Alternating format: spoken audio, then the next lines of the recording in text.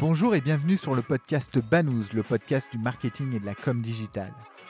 Banous est un podcast sans sponsoring qui ne repose que sur l'intérêt que l'on porte à nos invités. Seul ou à plusieurs, nous essayons d'approfondir avec un invité un sujet digital de manière pratique et totalement agnostique.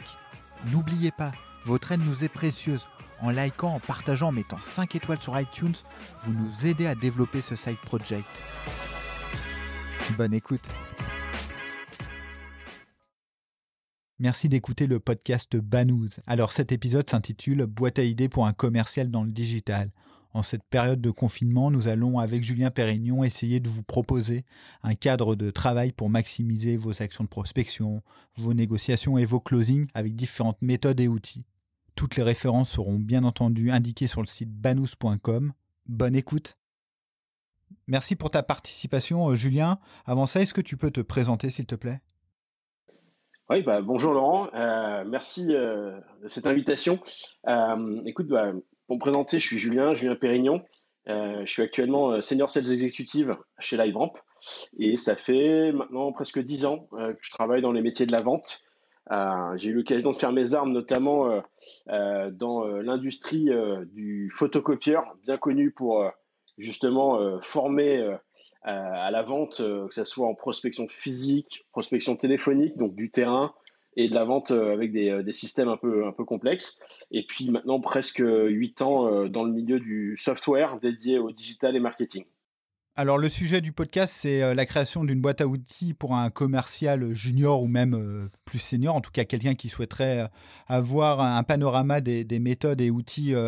Alors pour que ça soit plus lisible pour nos éditeurs, on va essayer de délimiter ce podcast en 3 grandes parties. La première partie, la prospection, la deuxième, la négociation et la troisième, le closing. Pour reprendre donc cette chronologie, est-ce que tu peux nous donner des méthodes pour la prospection ? Alors, oui, déjà avec grand plaisir. Je pense qu'en effet, il faut appréhender la vente avec différentes étapes qui permettent de bien connaître les attentes de son client, de son marché, d'une industrie potentiellement. Je pense que chacun a son approche, chacun a ses méthodes. Peut-être que certaines personnes seront pas forcément d'accord, mais voilà, c'est ma vision des choses et ceux qui souhaitent la partager, je serais ravi même de pouvoir poursuivre les échanges après ce podcast si besoin. Sur la partie prospection, c'est une grosse part d'organisation. Ça commence déjà par bien comprendre ce qu'on vend et donc de pouvoir identifier quels bénéfices et surtout quels problèmes auxquels notre solution répond pour un marché. Donc en partant de ce principe, moi, mon organisation, elle tourne autour déjà d'une compréhension de quel est mon marché, de qui sont les personnes avec qui je dois parler au sein d'une organisation et potentiellement quels sont les hypothèses et les hypothétiques problèmes que je peux adresser avec ma solution. Donc moi je me construis, même s'il y a le CRM à côté, un Salesforce, un Sugar CRM, un Pipedrive, tous les CRM qui peuvent exister au sein d'organisations commerciales. Moi j'ai mon petit fichier Excel qui me permet d'identifier ma liste de comptes que je vais travailler en définissant des comptes prioritaires avec un tier 1, un tier 2 et un tier 3, avec les comptes stratégiques, les comptes un peu moins stratégiques sur lesquels je vais adresser une stratégie différente, et puis ceux qui le sont beaucoup moins et pour lesquels je vais peut-être prendre un peu plus de risques, mais qui sont moins prioritaires. Donc du coup, ça passe vraiment par une organisation et derrière de personnaliser au maximum mon approche pour adresser ces comptes en fonction de la personne que je contacte. On ne contacte pas un traffic manager comme on contacterait un data scientist. Donc du coup, ça nécessite de comprendre quelles sont leurs attentes et quelles sont les choses qui les intriguent, les KPI qui vont les intéresser. Et aussi au niveau de l'industrie, le luxe est potentiellement bien différent du retail classique et ne vont pas regarder les mêmes métriques l'un de l'autre. Donc du coup, ça passe vraiment par ce travail d'analyse et puis pour maximiser la personnalisation et l'approche. Il y a des ouvrages qui sont plutôt intéressants là-dessus, justement pour organiser sa prospection. Moi, elle passe par 3 leviers principaux qui sont le call calling, évidemment, le téléphone, Et puis aussi couplé avec de l'email, voire même de l'in-mail dans LinkedIn pour pouvoir s'assurer que le message est bien réceptionné par la personne qu'on essaye de joindre. Et concernant justement les méthodes qu'on pourrait appliquer à cette phase, est-ce que tu peux nous en décrire quelques-unes? Alors, dans les méthodes, je pense qu'il y a beaucoup de méthodes sur le marché. Les méthodes, elles accompagnent tout un cycle de vente et pas spécifiquement, on va dire, une partie du cycle de vente. On parle plutôt en fonction de ce qu'on propose et des personnes avec lesquelles on parle, une sensibilité à certains leviers marketing. Je pense que ouais, c'est le propre. Non, ce qui peut être intéressant pour la prospection, en effet, c'est d'identifier, comme je le disais au préalable, les métriques importantes. Et pour ça, moi, je sais que dans certaines situations, comme celle qu'on peut connaître à date, là, qui va être super challengeante, en fait, parce que beaucoup de choses vont être bouleversées par, en tout cas, les aspects économiques qu'on va rencontrer. The Challenger Sales, c'est une approche qui peut être super intéressante en s'octroyant quelque chose qui est moins tourné vers le questionnement et la recherche, même si c'est toujours important, évidemment, mais plus par la notion de mieux maîtriser, on va dire, le sujet par rapport à une entreprise, par rapport à un métier, et d'arriver vers son interlocuteur déjà avec des approches qui sont très affirmées, on va dire, et donc apporter de la connaissance. C'est l'inside selling, c'est vraiment apporter une connaissance, une plus-value par la connaissance que ton interlocuteur n'aura peut-être pas, en fait, d'une actualité, d'un point spécifique qui fera la différence pour lui.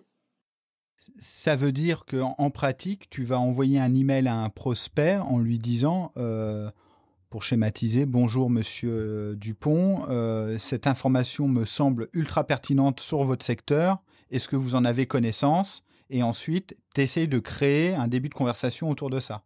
Exactement, on peut même approcher avec cette personne-là, comme tu le dis, avec même quelques valeurs, quelques métriques que soit on a pu sourcer dans l'actualité d'une industrie par une revue de presse spécialisée, ou simplement parce qu'on a la chance d'avoir en interne un marketing très actif qui va mener des études au travers, je sais pas moi, d'un Forrester avec leur Total Economic Impact, par exemple, qui sont généralement des livres blancs qui poussent voilà, des mécanismes de ROI, de payback et d'analyse de marché qui feront que on peut apporter en effet de l'insight supplémentaire pour son client et en effet, comme tu disais, avoir une base de conversation.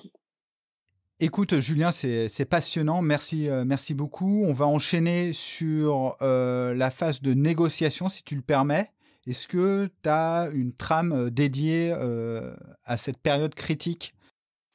En termes de négociation, je pense que ce qui est important pour les négociations, c'est surtout une négociation réussie, c'est une négociation qui se base sur de l'information qu'on a collectée en amont. Donc, une fois qu'on a fait sa prospection et qu'on veut aller vers la négociation, pour négocier, il faut déjà que le client il ait envie d'acheter. C'est le postulat de départ selon moi. Et donc, ça nécessite d'avoir mis en avant ses besoins, les problèmes et surtout comment nous, on répond à ces besoins et quelle valeur on apporte. Moi, au travers de mes différentes expériences professionnelles, en tout cas en tant que commercial, j'ai eu l'occasion d'avoir des approches différentes, mais elles étaient toutes communes autour de 4 piliers qui schématiquement sont communs à beaucoup d'entreprises.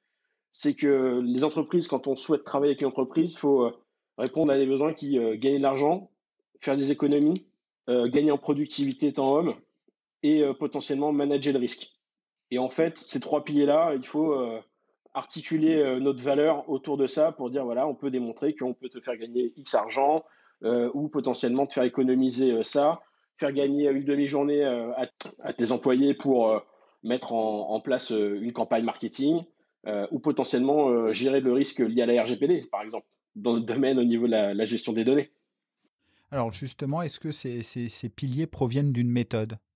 Alors, je pense que c'est les piliers qui fondent le business. Après, derrière, il y a différentes méthodes qui s'articulent autour de ça pour justement euh, euh, maximiser, optimiser en tout cas nos chances d'aller vers une négociation qui aboutisse positivement.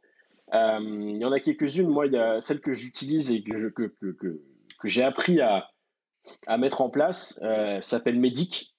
Et MEDIC, c'est un acronyme qui se décompose selon les lettres suivantes, qui sont le M pour Matrix, donc quel type de métriques je vais pouvoir remonter qui sont importantes pour valoriser mon offre, mais qui sont importantes aussi pour le client, et surtout pour le client, pour que lui comprenne en fait, voilà, quelle valeur. Les E pour Economic Buyer, donc quelle est la personne qui a le droit de veto, parce que des fois ça peut être un directeur marketing, mais potentiellement il y a une personne au-dessus de lui qui peut, lors d'une réunion, d'un comité de pilotage ou j'en sais rien, va pouvoir dire non et personne ne peut revenir dessus. Et auquel cas, il ne faut pas qu'on se trompe si on veut que son opportunité aille au bout. Il y a le D comme Decision Criteria. Quels sont les critères qui vont peser dans la balance pour faire un choix? Et ça, je pense que c'est aussi important de pouvoir bien les identifier parce que en se connaissant soi-même, pour ça que je dis connaître son produit, c'est bien, mais aussi connaître les produits de ses concurrents, ça peut aussi aider à appréhender, on va dire, quel type de critères nos concurrents vont chercher à mettre en avant pour pouvoir aller au bout. Tout ce qui va être decision process, évidemment. C'est important d'être aligné aussi avec le process de décision. Il y en a qui marchent par appel d'offres, d'autres pas, en fonction du panier, etc. Les pains, donc les points de douleur qu'il faut aller chercher. Donc le I, c'est pour Identified Pain. Et auquel cas, c'est bien de les identifier et de pouvoir les mesurer quantitativement avec les métriques. Donc ça permet de créer des business cases, etc., des approches qui sont chiffrées.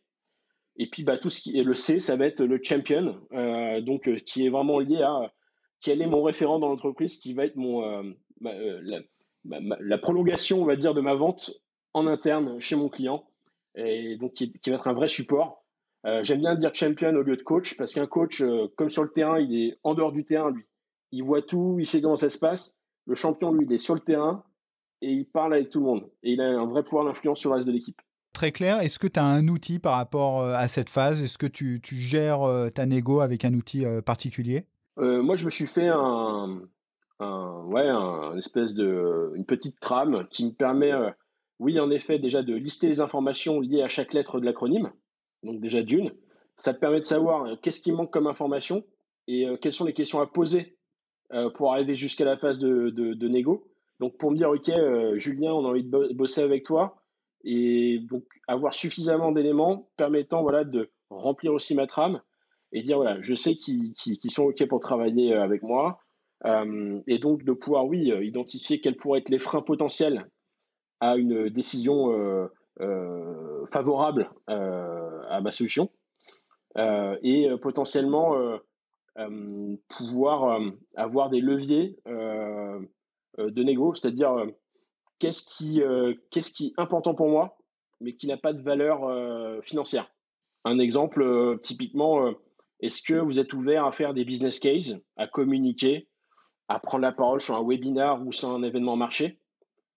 Sont autant d'outils de give and get qui peuvent aider justement à faire descendre un peu en valeur l'offre tout en gagnant d'un autre côté sur des choses qui ne sont pas forcément mesurables d'un point de vue financier, mais qui peuvent avoir des retombées très favorables pour l'entreprise. Écoute, super clair, merci beaucoup. Et enfin, on va terminer avec la phase de closing. Comment toi... Alors, on dit souvent que le plus compliqué, c'est la dernière phase finalement. Il faut arriver à faire en sorte que le client signe. Est-ce que toi, tu as des astuces, une méthode par rapport à ça? Je pense qu'elle se résume énormément par l'acronyme que je viens de définir. Encore une fois, plus on collecte ces informations et qu'on a les connaissances sur les process internes de l'organisation avec laquelle on travaille en amont, et plus c'est facile de se projeter dans son forecast et d'être le plus précis possible. Parce qu'on sait qu'on parle aux bonnes personnes, parce qu'on sait que le process de signature il sera en X étapes et que potentiellement derrière, on sait qu'il a besoin de le mettre en place à cette date, parce que s'il ne le met pas en place à cette date, il va y avoir un problème pour lui. Et que ce problème, on peut potentiellement le mesurer parce qu'il peut perdre de l'argent, parce que derrière, il n'y aura plus suffisamment de bandes passantes, pour X raisons. Ce qu'on appelle le compelling event, en fait. Et, et tout ça peut justement être rendu favorable par identifier toutes ces informations en amont pour driver son opportunité et aller au bout et favoriser la négociation et le closing.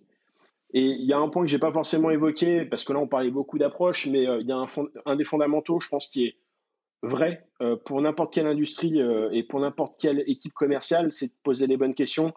Le métier de la vente, c'est pas parler, c'est poser les bonnes questions et savoir écouter pour pouvoir vraiment créer, on va dire, de la valeur pour son client. La Bible, pour de nombreux sales, à travers l'ensemble des industries qui peuvent exister, c'est même pas que le digital, ça reste spin selling pour moi. Spin selling, c'est un bouquin et c'est une approche qui a été développée par le Dr Neil Rackham qui se veut orienter sous 4 catégories de questions qui sont les questions de situation, les questions de problème, les questions d'implication et également les questions de need payoff qui sont en fait orientées bénéfices.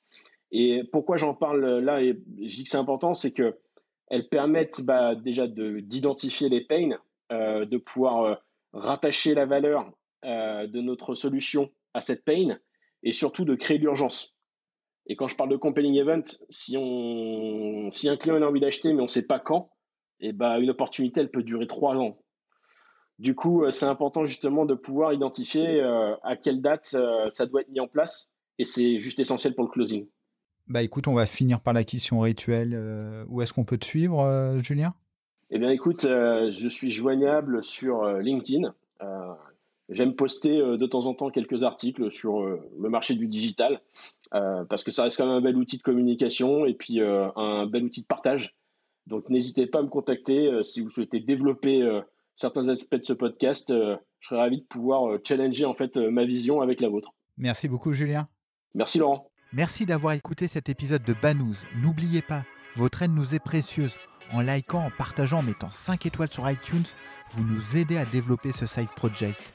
Et retrouvez-nous sur le site banous.com, banous, B-A-2-N-O-U-Z-E.com.